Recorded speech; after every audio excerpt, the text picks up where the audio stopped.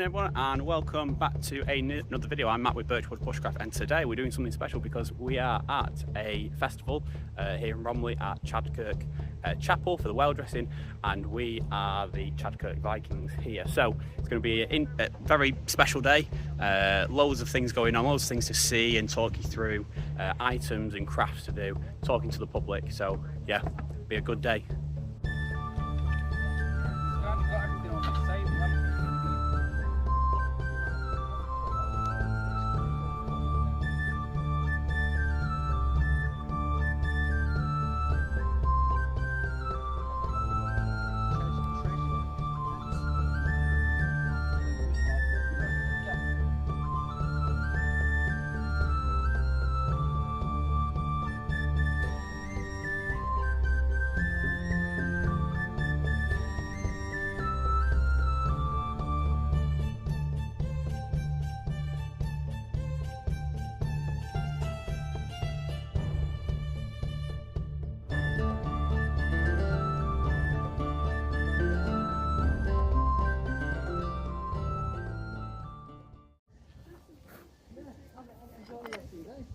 Okay.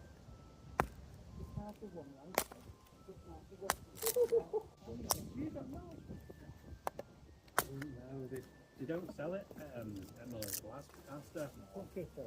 Do they sell it over here?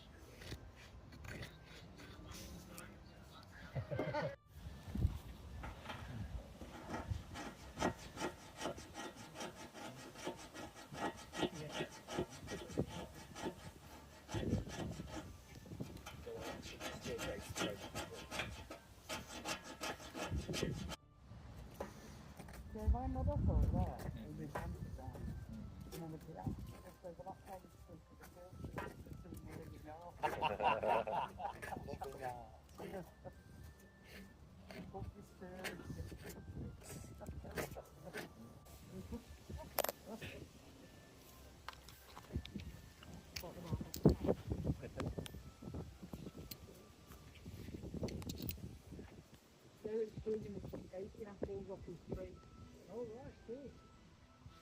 Scrumping already. Not been here 5 minutes. Sorry? So you're scrumping already? No, Derek.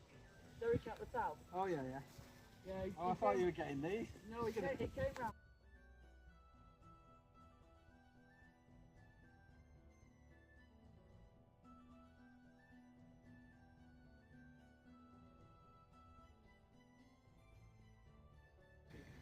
To your head on them roast dinners. Yeah, I'll do that, yeah. So just loads up on tater and Oh, Max meat. potato and meat. Tater and And then meat. gravy. There's me and the parsnips and the sprouts and all sorts of Well, stuff. between everything. You put your meat on. Meat and So tater. while I'm moving over, move the meat to the side. Then put the potato on. And then put a hole in the middle of the potato. Then I put the roasters on. And then the onion gravy goes in a whole lot of potatoes. You only eat the crispy bit of the Yeah, I only eat the crispy bit, and then you have to do it.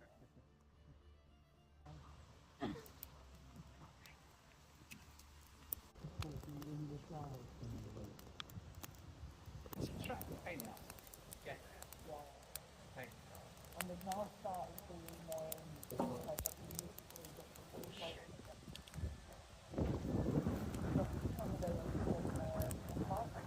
Yeah.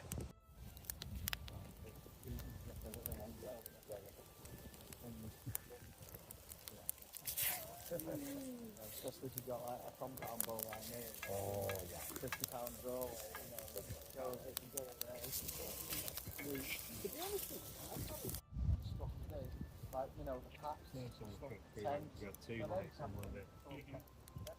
Yeah. by the second. We'll mention that. Yeah. And all it was, gambles, 8 to 10, and that all packs flat. Will you appreciate? Yeah, we actually have a loom as well, but it's just so difficult to put up. Yeah, it's such a nightmare to put up. This is like general Viking clothing. Prior you'd have like, you know, woolen and linen. You'd have like that. things make all this. Okay. Can you make your own? We do. We I make. love the G-string. We have made blades. Yeah. What was the name? Forgiving. The main thing is realising you need an all and not doing what I used to do with trying to push a needle on 11. That's strong fingers for you, yeah.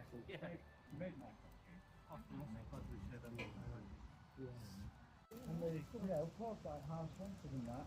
So, unlike us with Netflix and all that, in the dark days, there's now.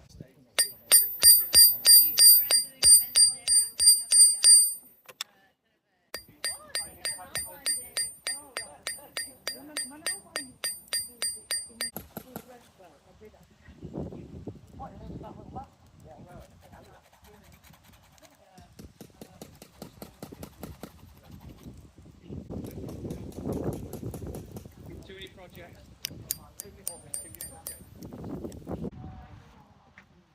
We do sharpening as well. So a lot of them is. No, we are.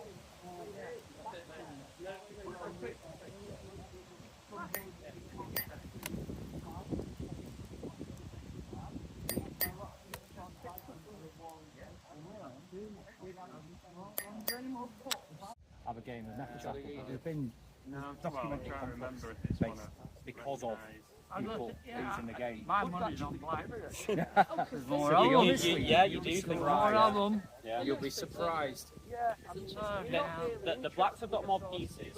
The whites have got an easier task because all the whites have got to do is get the feet towards the 4 corners. All the whites is move the same way in chess, so they can move. The Vikings go as many spaces as they want. They can't jump over anybody.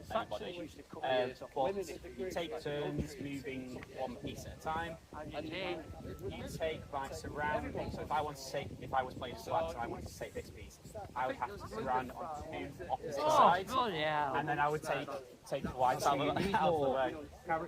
You need more pieces to be able to do that. Because their objective is to take them, their objective is just to get. So once I've got my king out, he can start each turn moving around and he just has to get to the 4 corners. So they've got more chances to win because they've got 4 options. They've got more players, so it does equal itself out.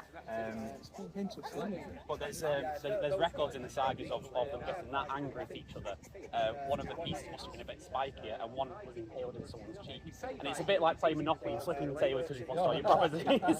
So you kind of see how we've not changed that much over the time. So, but no, it's quite an easy one because with chess, all the pieces do different things. They all do the same thing and take in the same way. So it's quite easy to pick up. Nefertafel. It's spelled with a H at the beginning. Sorry. It's upside down there. So H-N-E-F-A-T-A-M. And I don't know the rough translation, but it's like King's Table. And that's the translation. But yeah, a lot of people see the H and that's but it's a silent H. Nefertafel. And you can pick them up from most kind of like gift shops and gaming shops. And if you go over to York, it's obviously a big Viking. Oh yeah, we've been to I've never seen it. We've been down with the smells. Oh, have you? But there was different, obviously you can get different kind of boards. This is a modern version. Yeah, I was going to say, it's a long way in it, paddling. There's stories of them kind of setting up camps and then sitting down and playing just to pass the time. But no, it's great. It's a great game to play, and like you say, quick to pick up, so then you can just play with anybody. Instead of, I mean, I can't play chess. No, I've never really looked at it. Yeah. But something like this where it's a just, they're different just game, moving really, back isn't and it? forth, and obviously there's more to it in terms of the tactics, like, or do I, Yeah, of are the course. Browns going to try and get to the corners first, or are they going to surround it Can first? you leave one in the corners and stop them winning them? So anything with the king's mark on, the king can only go on. However, the Browns can form a line, and because you don't have something on the other side to form a thing, that corner is now completely cut off. So it's a choice between, as the Brown player, do I try and go to the corners first? Within that time, because I need to move so many pieces, has the White King come out and he's now heading over to this corner that I've not even looked at yet? So it's that choice. Do you go for the corners, or as the Whites are coming out, do you start moving in to not even let the King out? So that's where it gets more complicated. Trying to keep your opponent thinking, yes, Yeah, what are you going to do Would be then? playing against the king to make your own rules. So they don't- Absolutely. That's maybe why they started hailing each other. Tipping it up. Yeah, because the findings that that were written down about the rules were incomplete, the ones that they found. So there are some variations. Some say that the king wins if it just reaches one of the side squares. So that's a lot easier. So if you've got young Harold and young Ivor saying, well, I play it this way, no, yeah, fights are going to start off. So Playing with Erling, he knows yeah, the rules, right? yeah.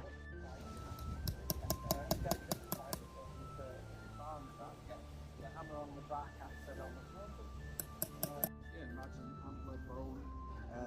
You all know about the Viking horns. Just stay with that.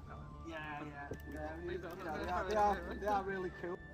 It's so fucking bad inside. You can put things in it. Ridiculous. I mean, just over here, Carol will show you.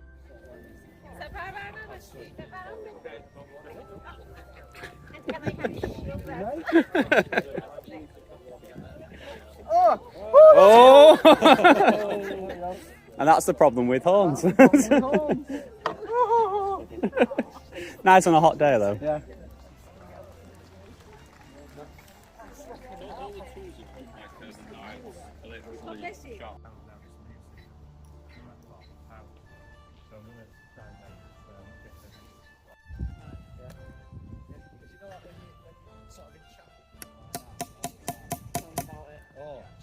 Mine was right on the end as well, wasn't it? That's why I want to get the DCT is supposed to be a lot better for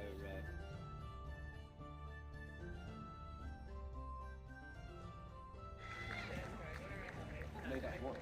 Yeah. It took so long to use it. Literally cost more than the Viking ship itself. Yeah, it's birchbark containers. This is a picture of film, 1955, something made this book. Again, it's what we use in birchbacks. And we've got the lamb going now as well. You're going to sit down? You're going to put a helmet on? At least you're in the frame? Yeah, it's just so. Anybody want to be a Viking? Jump in! I know, best battle was that. I can imagine. You know, that would have cost a fortune. And you know, most people could afford that. So Dave's got a proper crowd going. He's put the chair out, and people can come and sit on them, and use like the sword and shield to take pictures. And yeah, the kids love it. But yeah, it's been a fantastic day. We've been talking to loads of people about the different finds. And I'll try and get time later on when it kind of dies down to kind of show you everything on the table and give you a quick overview of what they are. Yeah. Well, as you can probably tell, I'm no longer at the festival. I'm having to interrupt this video to actually show you some footage of the kit that I took, because it was that busy and that full on with talking to the public and the great discussions that we had. I hardly got time to actually talk through the kit that was there. You've already seen some of the footage of the day, you've seen some of the footage of me showing the table and the setup, but not actually going through the items that were there. And that's part of the fun of being able to talk about some of the things that we took and why we took them. It was an absolutely fantastic day. I'm not taking anything away from it at all, but we were there between 7 or 8 o'clock in the morning setting up.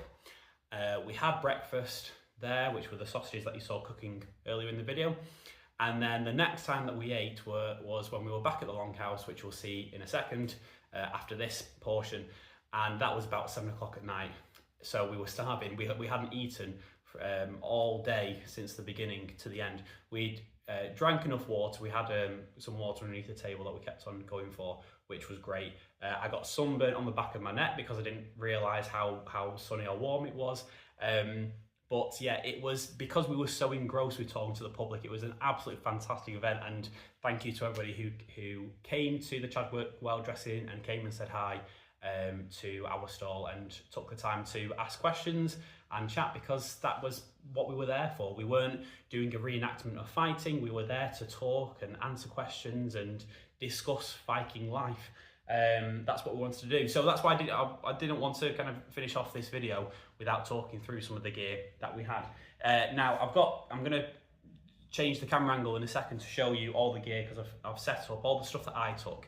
Obviously there was more that was out from the other guys and girls that hopefully you've seen in the video, but just to take you quickly through it, there was Riam. He was on the floor. He was making a bag as part of his video that he was doing. He is Riam at Red Fox Bushcraft, so I'll leave a link in the description to his video, because his was more about that bag being made, but you do see some footage of the festival as well.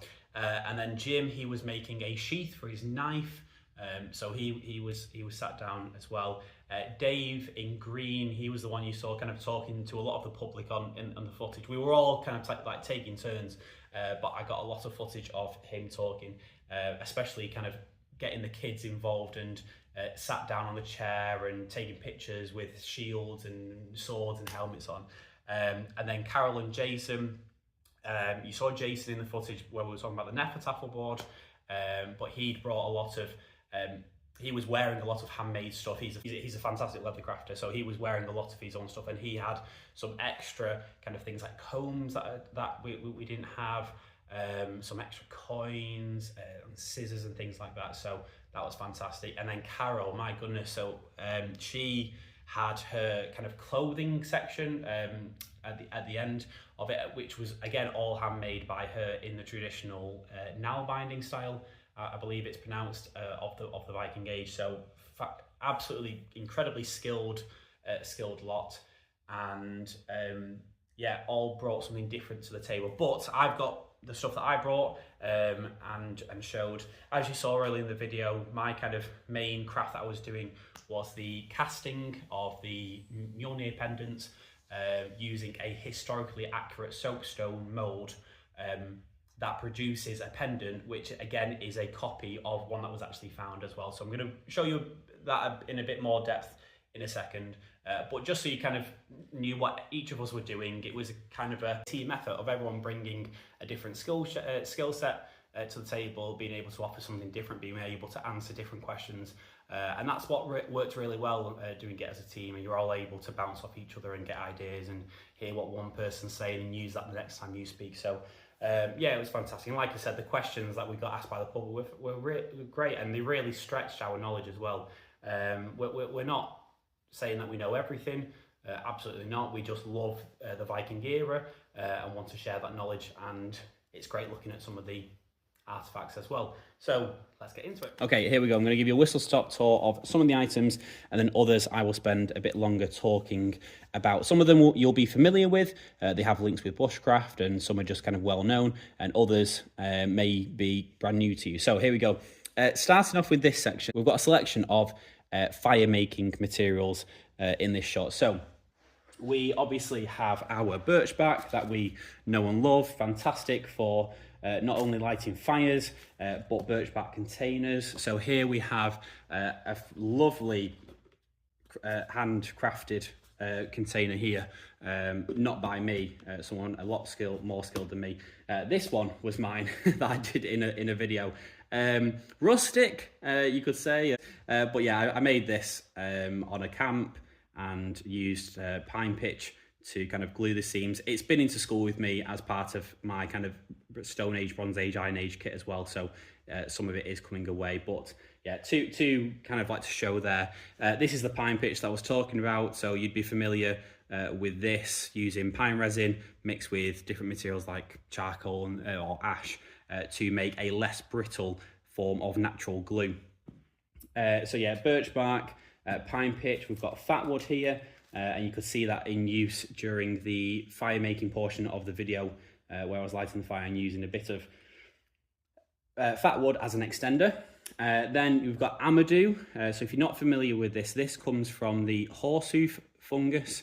There is a layer inside it called the trauma layer, and if you take away the harder shell and process this in a variety of ways, then you can make an excellent fire starter which takes the cooler sparks made from flint and steel, which brings me on to these. So this is my own personal flint and steel kit. These were the two that I used in the demonstrations with the public and with the fire making that I did. Actually, I think it was this smaller piece that I used for the fire making in the video, but this larger piece that I used for the public. So these would have been, these are historically accurate for all the time. The only difference is that the shape of the fire striker will have been slightly different to the one that I've got, but nothing too far apart. It's almost like this needs to be kind of like doubled over like that to match those ones. But these are the ones that I have, and they work in the exact same way.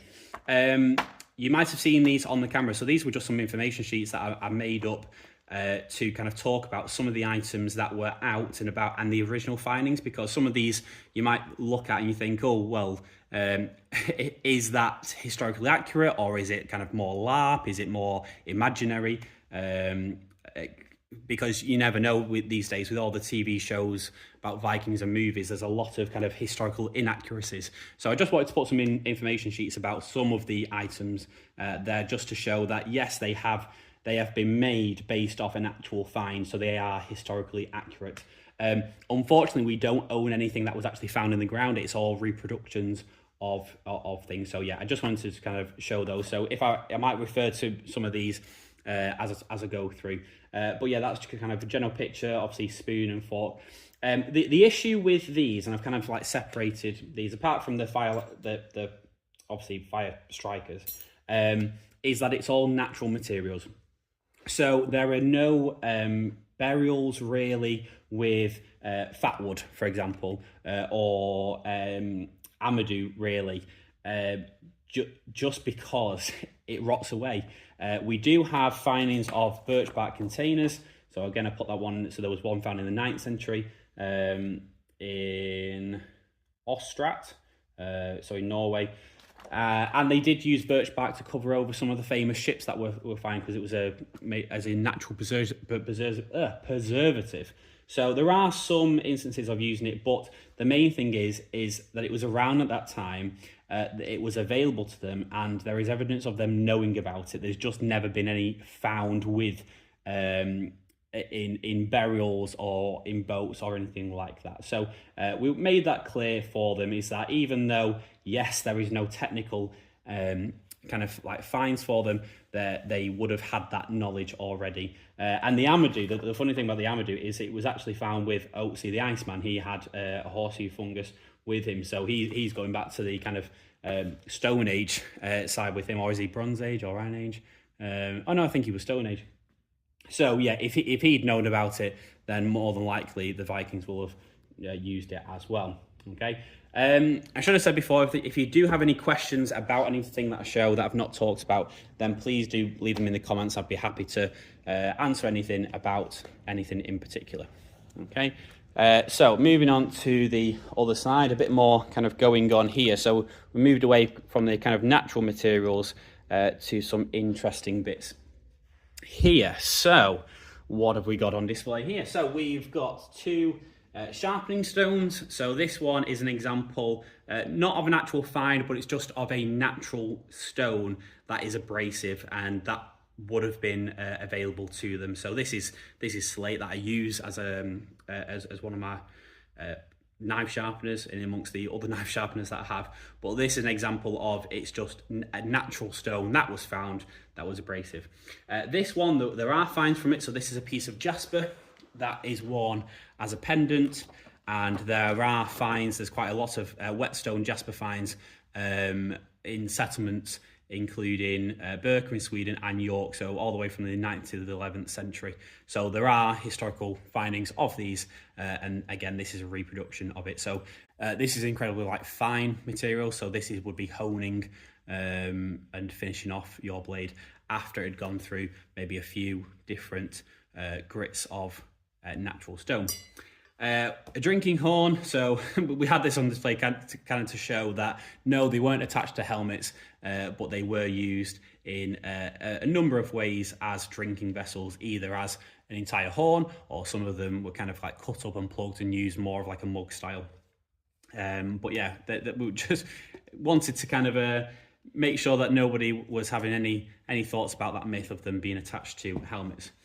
Then we have got, now let me just think about this, because there are some that link quite closely together. I'll go with the axe, and then I will talk about kind of this axe head, the pendant, the coins, and the mould. So this axe, although not completely accurate, it's missing a kind of point here. The blade shape, the blade size is accurate. It's just it's this bit here that in most of the finds there is a point there and a point there that they come to, but other than that it is very, very, very, very close to it. And the reason that we had this one, and Riam had one of his own as well, which is completely accurate with the points included, is to show them that Vikings did not all carry around massive bearded axes. This would have been the more common tool that they were carrying, because before the raiding and the fighting, they were farmers. They needed a tool for chopping wood, for skinning, for cutting up cheese possibly, who knows. But they needed something smaller, lighter, that they could use as a tool. Iron was expensive, so simple farmers wouldn't have had a lot of money for massive bearded axes that wouldn't have been useful to the jobs that they were doing around their home. So again, this was a big talking point of not necessarily assuming that every Viking was walking around with a giant bearded axe over their shoulders. Yes, these could have been used for fighting as well, but they were a tool they were a tool first, weapon second. So that was just quite an important point to get across. Okay, so the reason why these are all linked together, I'm just going to move some bits around just so I can center it all.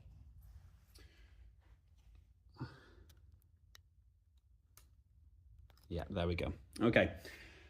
The reason why I've grouped these together is because my particular interest in the Viking Age, like I said, everybody has like a different skill set, different thing that they're focused on. And mine was the link between the Viking Age and Christianity and the way that linked over. And that's something that I've been really passionate about in my kind of niche that I've liked to go into. Again, I don't know absolutely everything about it, but it's been the area that I've delved more into. So these pieces show an example of the kind of crossover period. It was the late 10th, early 11th century that the Christianity began to kind of make its roots in not only Scandinavia, but we've also got the time in England where the Vikings have started to settle. And obviously they are living in a primarily Christian country. So you've got this idea of religion being forced, or a different religion being forced, Christianity being forced upon the Scandinavians, and how that kind of affects their trading and how that affects their businesses. So let me just take you through a couple of ones, and I'll save the soapstone for at the end, because in my opinion that's the most interesting to me. First of all, we have an axe head. Now, this is commonly called the Gotland cross axe. It was discovered in Gotland, Sweden in the 10th century, and it dates to the 10th century. Here's what I mean by the kind of points that the axe heads usually had. If you can see kind of how that goes down into a point. So the interesting thing about this is, as you can see, it's got a space in the middle, and it's got what looks to be either a cross or a Mjolnir symbol. Now, in the original find, you can see it resembles more of a crucifix than it does a Mjolnir symbol, but it still adds to the same story, because this was a period where obviously Christianity is coming in. It's being forced in some areas upon the Vikings. However, they're doing it in quite a political way. They are merging the symbols that the Vikings use with symbols of Christianity, just to make that crossover a bit easier to swallow for the Vikings. So you've got the Viking axe, the symbol of who they were in a sense, and you've got a Christian cross in the middle. Now, if you're saying, well, no, that looks like a Mjolnir pendant, that may have been the point, because they liked to cross over the crucifix from Christianity with the Mjolnir symbol from the Norse religion. There are examples of pendants found. So again, this is the Foss hammer or cross pendant, dated to the 10th century, found in Iceland. And if you were to hold this one way, it looks like a Mjolnir pendant. If you were to hold it the other way, it looks like a crucifix. Now, the way it is now, obviously, it looks like a crucifix. Turning it upside down, you've got a wolf head, which many believe is to represent Fenrir. So again, that kind of character from the sagas. And upside down, you've got more of that hammer shape that they would be familiar with. So you've got these examples of this crossover where they don't want to force it in their faces, and it's kind of you've got this ambiguity with the symbols, so that there was kind of that merge of the two seamlessly together. You've got some examples of coins here as well. So these are all reproductions of actual coins that were found in England at the time. So on one side, again, we've got, let me get that in focus, a sword, again, a Viking symbol. And on the other side, we've got a crucifix. I think there is another one with a raven, on one side. So again, the two ravens, popular symbol for Vikings. And on the other side, we've got a cross. So again, seeing that symbolism crossover with the two, not just saying Christianity completely and you are no longer allowed to have any symbols from your own culture. So you can kind of see the manipulation that was happening to get these Vikings to cross over. So much so that you even have finds of Mjolnir pendants with rune inscriptions on. And if we just bring this a bit closer, you can't see it completely clearly on the camera. But this is called the Lowland Mjolnir pendant, dated to the 10th century. And what's interesting about this is it has runes on it which say hammer is, meaning this is a hammer.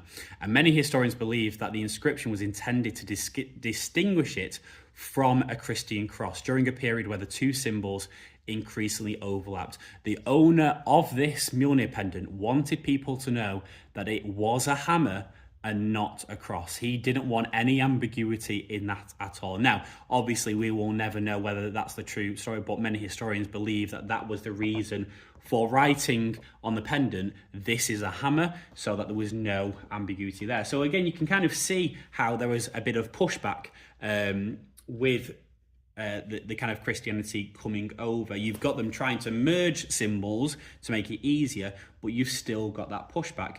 And funnily enough, the Mjolnir pendants, although they are quite a popular symbol, they weren't. It wasn't that every single person had them, but there was a massive boom of Mjolnir pendants being produced. When the majority of the pendants that they've found all date back to the same time period of Christianity coming in. And what that tells us is that there was a particular increase in pendants being made and worn and buried with during this time of Christianity being pushed on them. Again, a sort of a rebellion of, you're trying to force Christianity on me, I'm going to wear a Thor's hammer to show that I follow the old gods. So that brings us to this soapstone mould.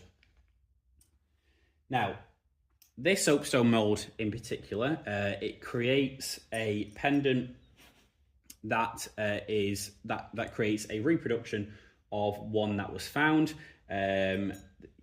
during the video that I showed you kind of making it, I put some pictures of the actual find, but this is one that I kind of reproduced. So again, it's just very simple circles in it. There's nothing fancy about it.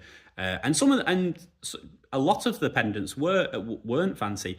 Again, you're only going to get embellished pendants if you are quite wealthy. So the average man, woman, whoever would have had just very simple pendants. And this is an example. So this soapstone mold makes very simple hammer pendants.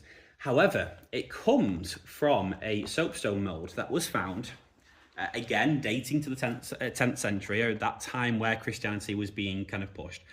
And the original one not only had a Mjolnir pendant in, but it also had a crucifix cross. So you can see you've got the hammer in the middle and then two different sized crucifix crosses at the same time.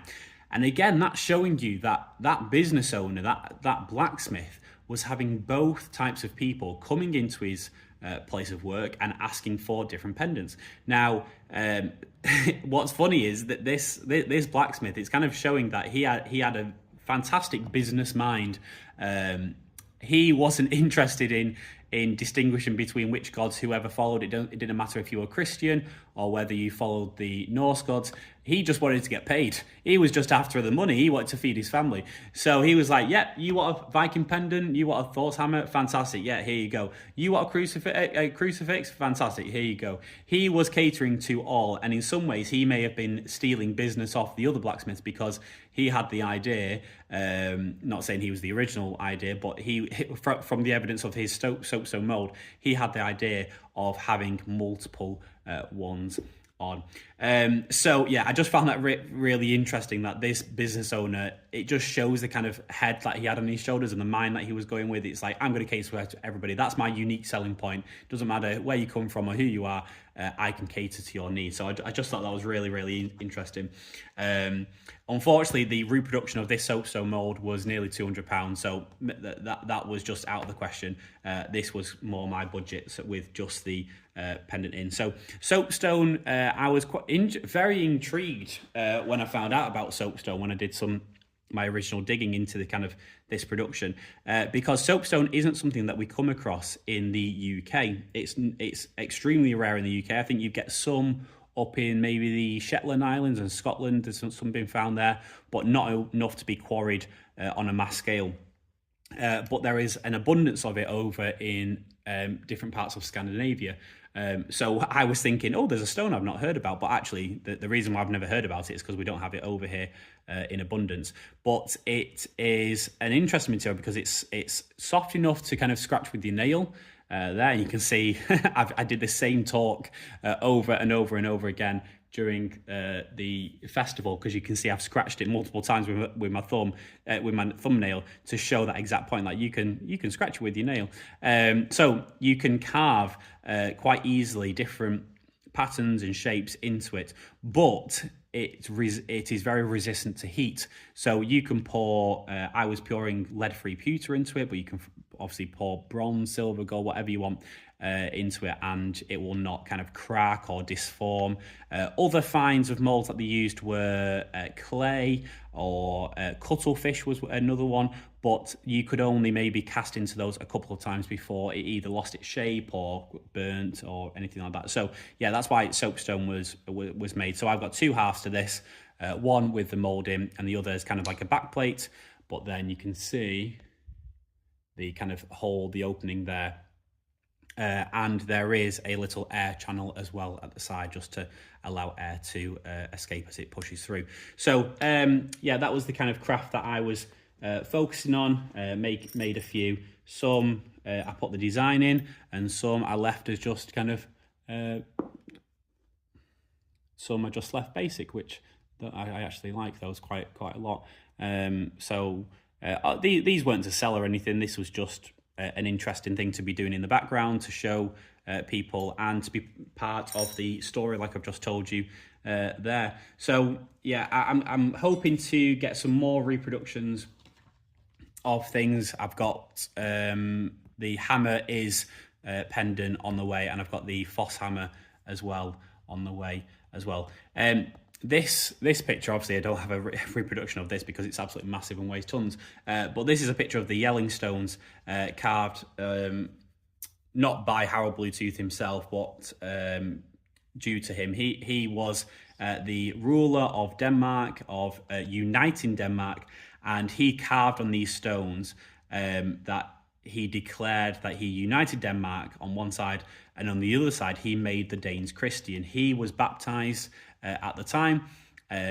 Now, again, this comes into kind of like, well, these conversions, were they genuine or were they political? Because him being baptized meant that he could then trade with the Franks at that time. So again, is it a genuine conversion, or was it just for trade? And again, in the picture that was carved, it again shows the two different religions crossover. So you've got a Jesus character in the middle with his arms stretched out as if as he's being crucified, but intermingled with a lot of Viking imagery and kind of knots and pattern work that were very typical for Viking images. So again, you've got that crossover just to make it as palatable to the locals as possible. So yeah, you can see why I kind of like made these just to kind of have some additional information, or if we were talking to one group of people and someone else wanted to just find out some information, we had them there.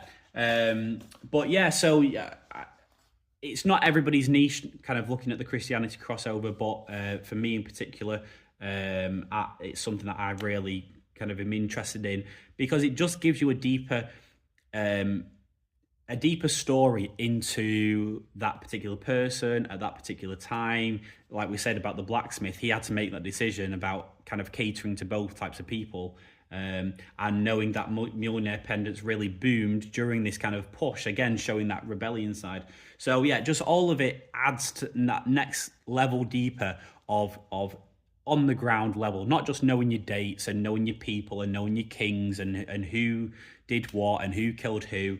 It's knowing the individual people stories, the everyday person's stories, and I think that's what is drawing me most to it. So that's an overview of the different things. One last thing is, you can see in the right hand corner here the Nefertafel board. So you saw me talking about this, or you heard me talking about this, but might not have seen it. So if you've not played Nefertafel, or if you've not heard about it, it's a fantastic game, and I encourage anybody to learn how to play it. It looks like chess, and it's been called Viking chess, but it has no links to chess. Chess was developed in a different area of the world and doesn't have any links to this. It didn't evolve from this game. This game is called Nefertafel. I believe, I'll have to check that it translates into kind of like King's Table. You've got two different coloured sides, a bit like chess, and they all move in different ways, as you heard me. And they all move in the same way, a bit like a rook in chess. But it is extremely easy to learn the rules and to pick up, unlike chess.